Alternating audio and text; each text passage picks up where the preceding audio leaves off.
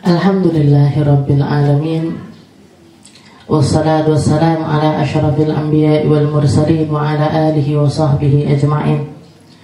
Subhanaka la ilma lana illa ma 'allamtana innaka antal alimul hakim. Rabbi shrah li sadri wa yassir li amri wahlul 'uqdatam min lisani yafqahu qawli. Amma ba'd. Alhamdulillah ala nikmatil Islam. Alhamdulillah ala nikmatil iman wa kafa biha min ni'mah. Alhamdulillah, segala puji bagi Allah Subhanahu wa ta'ala yang mengumpulkan kita, mempertemukan kita, menjadikan kita hamba-hamba yang ada di dalam naungan Islam dan juga iman, menjadikan kita hamba-hamba yang punya kesempatan untuk terus memuji baginda kita Nabi Muhammad sallallahu alaihi wasallam, memberi kita kesempatan untuk terus belajar tentang syariatnya Nabi, tentang aturan-aturan yang ditinggalkan oleh Nabi kita Nabi Muhammad sallallahu alaihi wasallam, turun-temurun lewat lisan-lisan para ulama-ulama kita, lewat lisan para guru-guru kita, terutamanya adalah guru kita semuanya, yaitu Buya Yahya dan juga Umi Fairuz.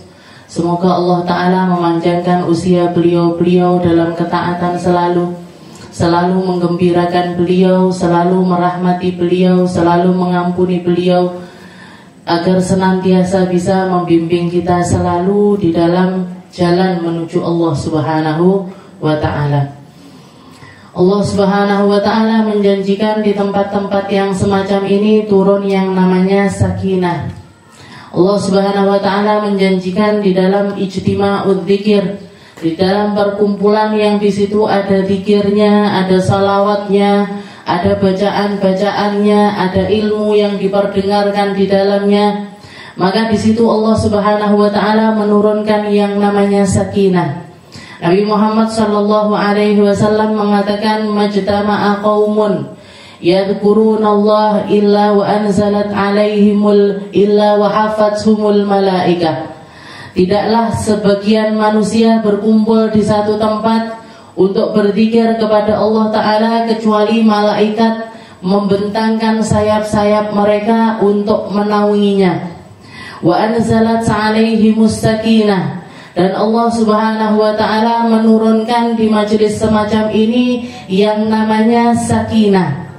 Juga Allah Subhanahu wa ta'ala wa ghasyiyat alaihimur rahmah, serta Allah meliputi bagi orang-orang yang duduk di tempat semacam ini dengan berbagai macam kasih sayangnya Allah. Wa dzakarahumullahu fima indahum, dan majlis semacam ini dibangga-banggakan oleh Allah Ta'ala di atas langit sana bersama dengan para malaikatnya. Maka ketika kita duduk di tempat semacam ini, Bu, dibenerin niatnya, dilurusin tujuannya, kasih porsi di dalam hati kita. Kita minta sama Allah Ta'ala, ya Allah, kasih saya ilmu yang manfaat, kasih saya ilmu yang berkah, kasih saya ilmu yang bisa dipakai, kasih saya ilmu yang mampu membenahi diri saya. Karena di tempat-tempat semacam ini istijabatud du'a, doa-doa diijabahi oleh Allah Subhanahu wa ta'ala. Tinggal kitanya, ilmunya Nabi Muhammad sallallahu alaihi wasallam itu mahal. Ilmunya Nabi Muhammad sallallahu alaihi wasallam itu mulia. Ilmunya Nabi Muhammad sallallahu alaihi wasallam itu berat. Walaupun kalau secara nominal kita mendapatkannya itu secara murah.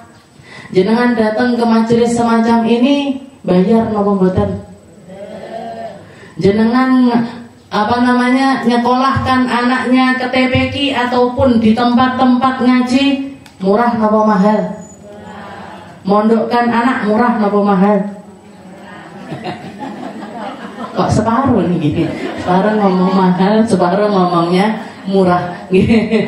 Kalau dibandingkan sama sekolah-sekolah yang lainnya, Bu, masih tetap murah. Abah saya pernah cerita, orang-orang itu kalau misalkan mau nyekolahkan anaknya kuliah Apalagi kalau jurusannya kedokteran atau jurusan-jurusan yang levelnya itu tinggi-tinggi. Mereka sempat, abah saya sempat dengar obrolannya dua orang yang anak-anaknya sama-sama sekolah di sekolah kedokteran. Mereka salah satunya mengatakan, kamu kena berapa? Katanya yang satunya murah, kena berapa? 300. Bukan 300.000 Bu, 300 juta. Ngomongnya murah, yo aku kena 500. Bayangkan, ini untuk sekolah kedokteran itu seperti.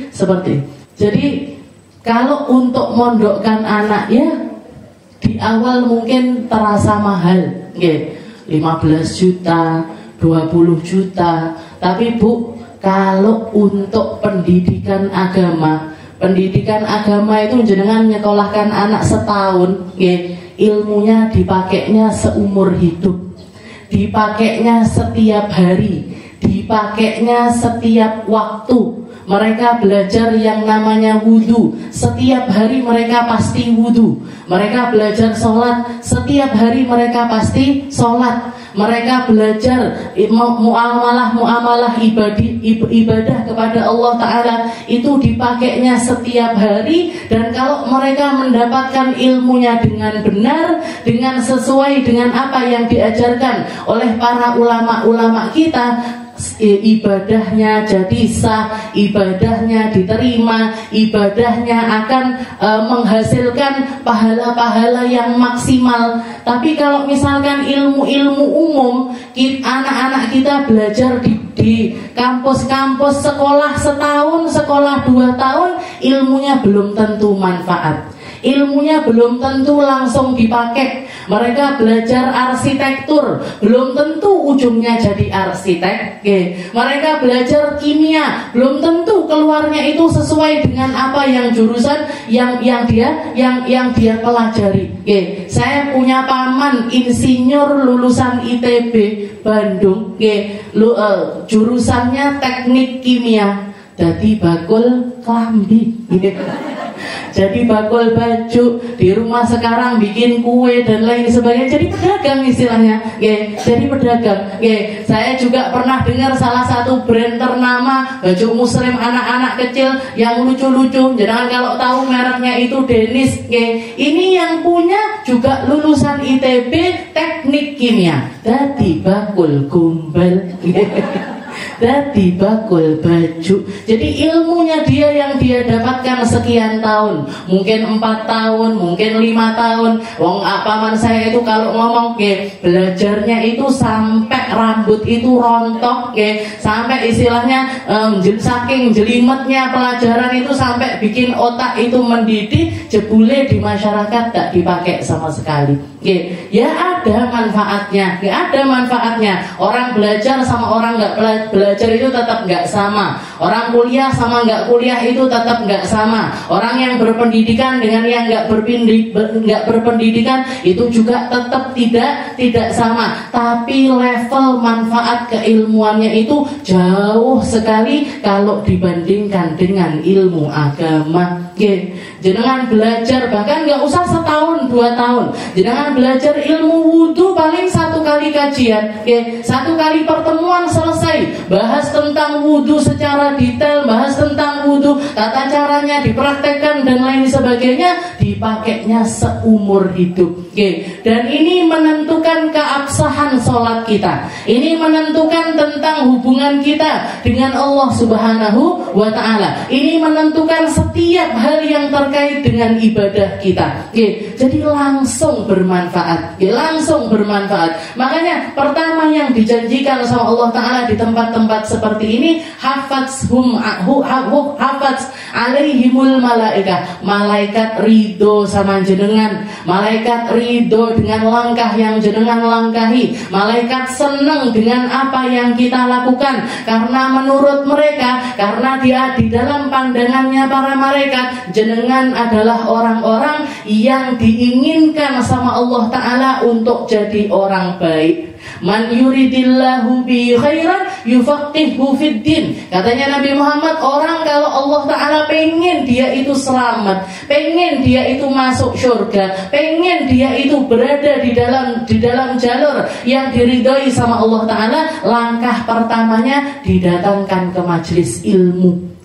Kenapa? Ilmu, Bu, yang bisa memahamkan kita, ilmu yang akan buka wawasan kita, ilmu yang akan buka hati kita. Ilmu adalah titik awal ketika kita ingin jadi orang-orang yang jalan di jalannya Allah Ta'ala secara benar. Hafaz alaihimul malaika wa anzalat alaihimus sakinah. Setelah itu ada sunnah kedua, ada satu sifat yang zaman sekarang ini sudah jarang sekali orang punya sifat dengan sifat ini. Napa niku? Sakinah, tenang. Orang tenang, orang nggak gerasa gerusu, orang memutuskan sesuatu dengan cara pikir yang benar, dengan cara pikir yang lurus. Itu sekarang, itu zaman sekarang itu sudah sangat dikit sekali. Kalau dulu, kalau kita lihat, Bu, kita ini zaman sekarang ini ilmu tambah banyak. Pengamalan kalau dilihat orang zaman dulu sama orang zaman sekarang, yang pakai jilbab banyakan dulu napa sekarang? Sekarang, pakai jilbab banyak sekarang, ilmu banyak sekarang, pondok pesantren banyak sekarang, orang alim banyak sekarang. Tapi kenapa kok akhlak ini tergerus dengan pergerusan yang luar biasa? Maksiat yang nggak masuk akal di zaman dulu nggak kita temukan, zaman sekarang itu ketemu semuanya. Orang laki senengnya sama orang laki, perempuan sukanya sama perempuan. Bapak merkosa anaknya sendiri, paman merkosa ponakannya sendiri. Ini zaman dulu nggak kepikir ada orang punya moral, punya mental sebejat ini tuh nggak kepikir. Kalau dilihat zaman sekarang itu ilmu di mana-mana, tapi moral kenapa kok merosot sedemikian rupa? Kenapa? Karena sakinah yang hilang. Karena sakinah yang sebenarnya itu nggak ditemukan di zaman. Jadi pola pikirnya orang sekarang itu segalanya gerasa gerusu. Semuanya itu kesusu-susu. Sukanya itu nggak dipikir dulu. Pokoknya ini. Padahal sunnahnya Nabi Muhammad SAW, salah satu sunnahnya Nabi yang sangat identik ada di dalam sifatnya Rasulullah SAW itu adalah sakinah wal waqar. Nabi Muhammad itu orangnya tenang.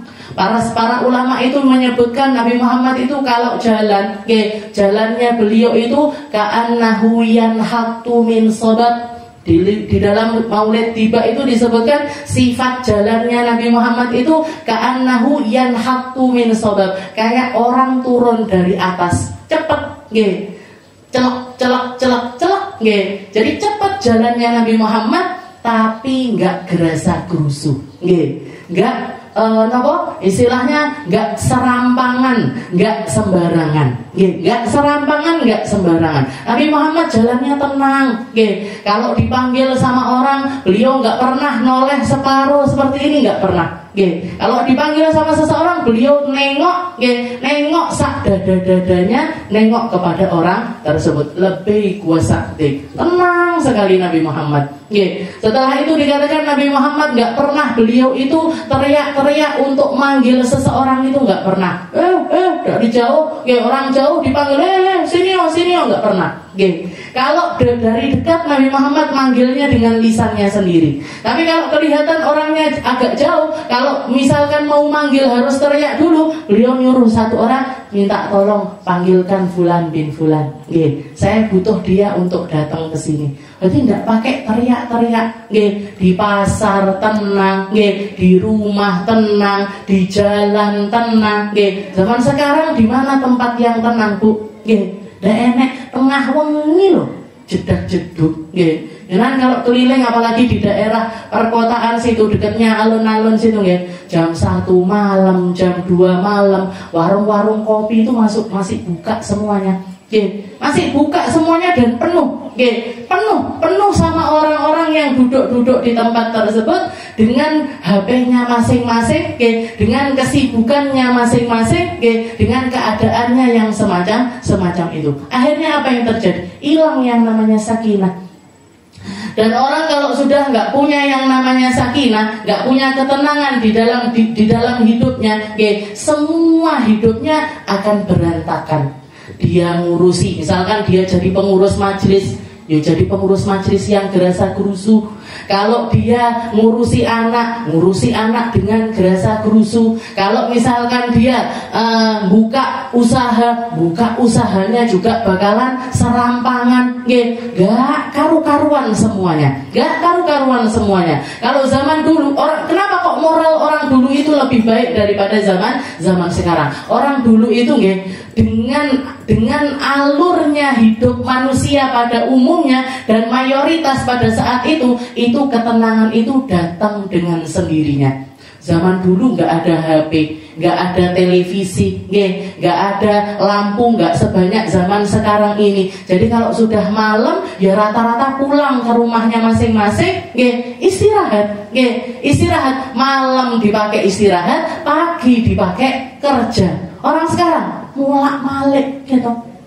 Bapak-bapak niku pulangnya jam 2 malam, jam 1 malam, jam 2 malam, jam 1 malam. Anaknya datang, anaknya sudah tidur semua. Pagi anaknya sudah bangun semua, ganti dia yang tidur. Ganti dia yang tidur. Jadi mulak-malik uripe, nggak karu-karuan, nggak teratur sama sekali. Akhirnya semua perkara komunikasinya jadi nggak baik, komunikasi sama istri nggak baik, komunikasi sama anak nggak baik, komunikasi sama semua orang jadi tidak baik. Jadi zaman dulu itu dengan alurnya kehidupan seperti yang Allah Ta'ala janjikan di dalam Al-Quran. Sesungguhnya Allah menjadikan untuk kalian itu malam buat apa? Buat istirahat, buat tenang, buat kita itu ngasih porsi istirahat untuk diri kita masing-masing. Dan siang hari ma'asya dipakai untuk berinteraksi sama sesama, dipakai untuk berinteraksi dengan produktif dan lain sebagainya. Nah, ini yang bikin sekarang terus gimana caranya kita untuk mengusahakan sakinah di zaman yang sudah semacam ini gimana? Kudu dipaksakan, harus punya prinsip diri, harus bisa ngatur waktu sendiri, harus bikin ketenangan untuk diri kita sendiri. Jadi punya jadwal sendiri, ngambil porsi untuk kita itu mendapatkan yang namanya sakinah. Biar apa? Biar sakinah ini tadi, biar ketenangan yang kita dapat ini juga akan ngatur ketenangan di dalam perkara-perkara kita yang lainnya. Kulaannya di mana? Ngambilnya di mana? Di tempat-tempat semacam ini. Jangan duduk di majelis ilmu, jangan duduk di majelis taklim, zikiran, sholat malam, baca sholawat. Setelah itu menenangkan diri, punya waktu untuk berpikir dengan diri sendiri. Itu semuanya adalah perkara-perkara yang mengusahakan diri untuk mendapatkan yang namanya sakinah. Karena Allah Ta'ala mengatakan wa anzalat 'alaihimus sakinah. Allah Ta'ala turunkan untuk kalian sakinah. Berarti apa? Sakinah ini enggak datang dari diri kita sendiri, enggak. Tapi sakinah ini sesuatu yang Allah Ta'ala turunkan dari atas. Sakinah ini sesuatu yang Allah Ta'ala turunkan dari atas, agar kita yang akan memenuhi relung-relung hati kita dan akan memperbaiki seluruh kehidupan kita. Jangan ketika duduk di majelis seperti ini tenang napa mboten? Tenang. Buktinya napa? Ngantuk biasanya. Jadi kalau di luar majelis ngobrol sama orang-orang nggak ngantuk, nggak ada ngantuknya. Kenapa kok seperti itu? Nggak ada sakinahnya. Tapi ketika kita duduk di tempat sholat, kok lihat-lihat ya. Anginnya semeriwing, jadinya ngantuk. Ini menunjukkan kalau di sini itu ada yang namanya sakinah. Anak-anak kecil, istilahnya dapat yang namanya ketenangan di tempat-tempat seperti ini. Jadi turun, sakinah itu diturunkan sama Allah Ta'ala dari atas kepada diri kita. Kita kulaannya di majelis taklim, di majelis zikir, di majelis sholawat, di majelis sholawat, tapi majelis sholawat yang memang di situ ada ketenangan. Karena zaman sekarang sholawat pun dimodifikasi dengan berbagai macam cara, dengan berbagai macam tabuhan, dengan macamnya alat-alat musik yang akhirnya juga merenggut yang namanya sakinah tersebut. Alhamdulillah kita punya guru Buya Yahya. Alhamdulillah kita punya guru Umi Virus yang punya pakem-pakem, punya aturan-aturan. Kita bermaulid, kita bermaulid, kita baca maulid tiba, kita baca maulid habsyi dan lain sebagainya, tapi tidak terkontaminasi dengan perkara-perkara yang semacam itu. Gak sampai diiringi dengan lagu-lagu yang begini. Ada lagu baru seperti ini, sholawatnya melok kono, sholawatnya pakai lagunya band pop ini, nyanyi sholawat pakai lagu itu. Ini sampun boten, istilahnya itu sudah nggak bener. Kasih kemurniannya sholawat, kasih kemurnian dari dzikir, karena semuanya isinya adalah doa. Jenengan Mahalul Qiyam itu isinya pujian kepada Nabi Muhammad, ditutup dengan doa. Jenengan baca sholawat yang karangannya para ulama-ulama terdahulu, qad kafani, ya alimas sirri minna, itu semuanya isinya adalah munajat, semuanya adalah doa. Masa kita itu berdoa sambil istilahnya cara berdoanya itu ngikuti caranya orang-orang yang nggak ngerti aturannya doa. Jadi sakinah ini Bu kita cari. Biar apa? Biar seluruh kehidupan kita juga mendapatkan ketenangannya hidup. Tentang masalah sholat saja, tentang masalah sholat, bab sholat, Nabi Muhammad itu wanti-wantinya ketika melihat para sahabat mau melaksanakan sholat, katanya Nabi Muhammad, idza sami'tumul iqamah, kalau kalian sudah dengar imam atau yang bagian qomat, yang bagian adzan itu sudah mengumandangkan iqamah, famshu alaihi bis sakinah. Katanya Nabi, datangi sholat jamaah itu dengan tenang, nggak usah melayu-melayu, nggak usah lari-lari, nggak usah kesusu-susu. Kalaupun kamu misalkan pengen dapat takbiratul ihram sama imam, pengen dapat soft paling depan, pengen deket sama imamnya, pengen dapat bareng-bareng di dalam takbiratul ihram tersebut, maka datanglah sebelum iqamah. Kalau kamu datangnya ke masjid itu sudah iqamah, nggak usah melayu-melayu. Berarti apa? Nabi Muhammad bahkan mengedepankan sakinah, mengedepankan ketenangan dibandingkan kita dapat rokaatnya sholat. Jadi ketimbang kamu datang dengan lari-lari seperti itu, mendingan kamu datang tetap dalam keadaan tenang. Apa yang kamu dapatkan dari imam, ma'adraktum alaihi, yang kamu dapatkan dari imam fa'atimmu, itu yang kamu, itu jatahmu. Yang enggak kamu dapat, tambel itu, tambel itu istilahnya yang kamu enggak dapat, yang enggak bersama-sama imam, maka tambel nanti setelah selesai sholatnya imam. Jadi jangan sampai kedengeran komat, ngemplok bakso, ditinggal baksonya belayu, belayu ke masjid. Ini kira-kira sholatnya bisa khusyuk nama mboten? Bakso, makan ya. Jadi seperti itu akhirnya. Kalau memang kita niatnya, kalau jenengan memang pengen istiqomah, bismillah ya Allah, saya sholat berjamaah di masjid, saya harus dapat takbiratul ihram sama imam, biar saya seperti yang dikatakan sama Nabi Muhammad SAW. Barang siapa yang sholat berjamaah selama 40 hari, bukan 40 hari, 40 kali sholat di masjid, dapat takbiratul ihramnya imam. Katanya Nabi Muhammad, kutiba bara'atun minan nar wa bara'atun minan nifaq. Orang ini akan distempel sama Allah Ta'ala bebas api neraka, bebas dari sifat munafik. Bebas dari api neraka, bebas dari sifat kemunafikan. Jenengan sudah lurus, ya Allah saya pengen sholat berjamaah di masjid, dapat takbiratul ihramnya imam. Gimana caranya? Jangan seperti ini caranya, komat lagi melayu seperti ini, jangan. Sebelum adzan kalau bisa kita sudah wudu, sudah berangkat ke masjid. Jadi datang ke masjid tetap dalam keadaan tenang, nyempeti qobliyah sholat, mau qobliyah duhur kita sempat qobliyah duhur, mau qobliyah asar kita sempat qobliyah asar, pengen tahiyatul masjid dapat tahiyatul masjidnya, dapat. Tapi jenengan niati dari awal, jenengan niati dari awal. Tapi kalau modelannya kita Pokoknya komat lagi melayu. Jadi mendingan nggak usah melayu, mendingan kita nggak usah lari, tapi nanti begitu nyampe ke masjid, apa yang kita dapat dari imam, ya sudah, itu bagiannya kita.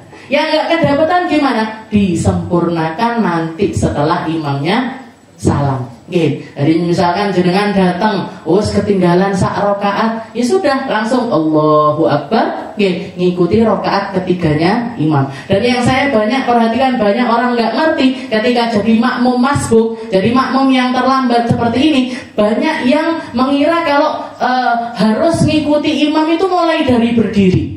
Mulai dari berdiri. Padahal mboten.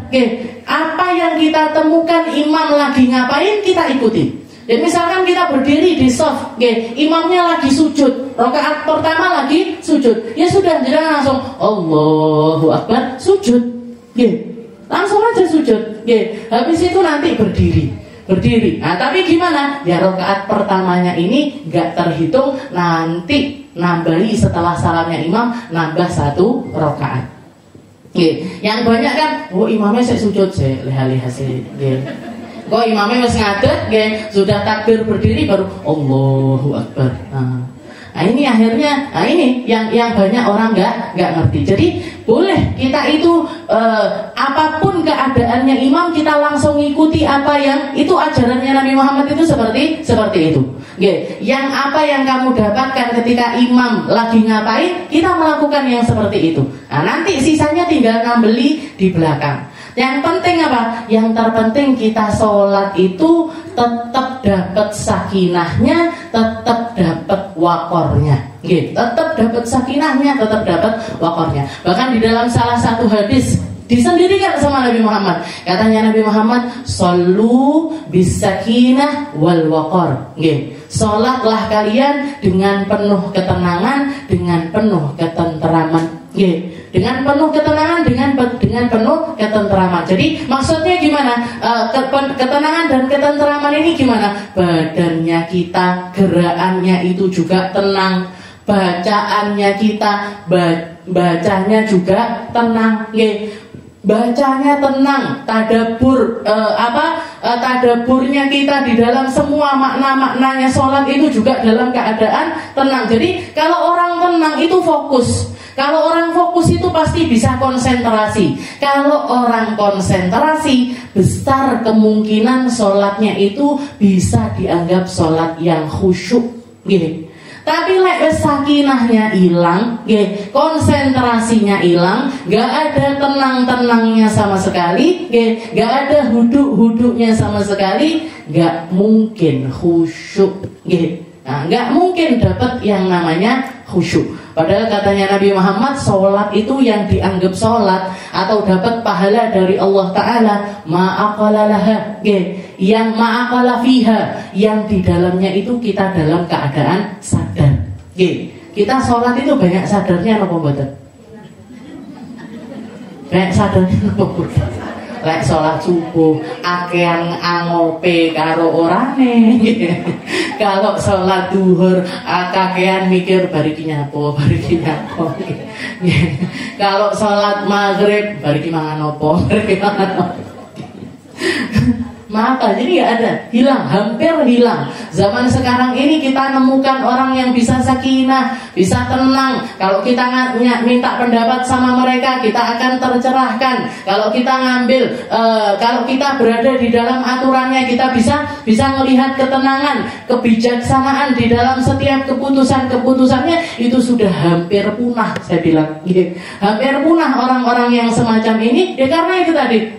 Kita lihat Rasulullah SAW setiap pagi salah satu doa yang selalu beliau baca, Allahumma asbahna wa asbahal mulku lillah. Ya Allah, saya engkau takdirkan ada di pagimu, dan pagi ini juga semuanya adalah milikmu. Sempat Bu mikir seperti itu sempat. Jangan sempat ngomong yang dipikir nopo bagi masa opo, nyepakne sarapane anak, nyepakne anune bojo dan lain sebagainya. Rasulullah niku bukan orang nganggur loh Bu, istrinya 10, niku nopo nggak dipikir semuanya, punya istri banyak, punya anak juga banyak, punya pasukan banyak, punya pasukan perang juga banyak, punya tanggungan rakyat segitu banyak, tapi sempat setiap pagi itu beliau mikir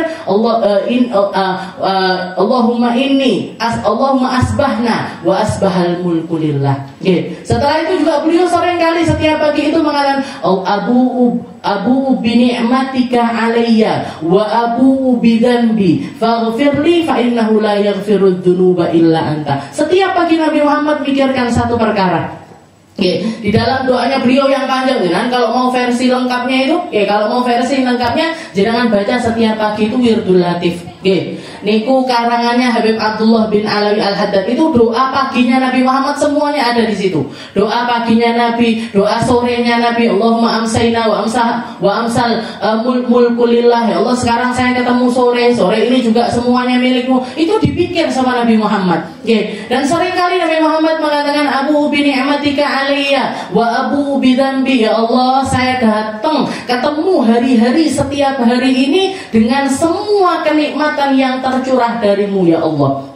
Setiap hari saya dapat limpahan nikmat luar biasa. Dapat umur, dapat nafas, dapat penglihatan yang jelas, dapat pendengaran yang jelas, dapat kaki yang sehat, dapat badan yang sehat, dapat ada makanan untuk sarapan, ada minuman, mau ngopi ada, mau ngeteh ada, rumah dipakai nyaman, buat duduk-duduk nyaman, buat ngeledak nyaman, buat tidur nyaman, buat ngapain aja nyaman. Ini semua adalah nikmat darimu ya Allah. Wa abu bidzambi. Padahal saya itu yang selalu saya persembahkan kepadamu itu adalah dosa demi dosa, dosa demi dosa, kesalahan demi kesalahan, kelalaian demi kelalaian. Ini Nabi Muhammad Bu mikirnya seperti itu. Padahal dosa yang dilakukan sama Nabi Muhammad itu nopo? Lalainya Nabi Muhammad itu seberapa? Gak pernah Nabi Muhammad itu lalai sedetik pun, gak pernah. Bahkan tidurnya pun mikirkan Allah Ta'ala.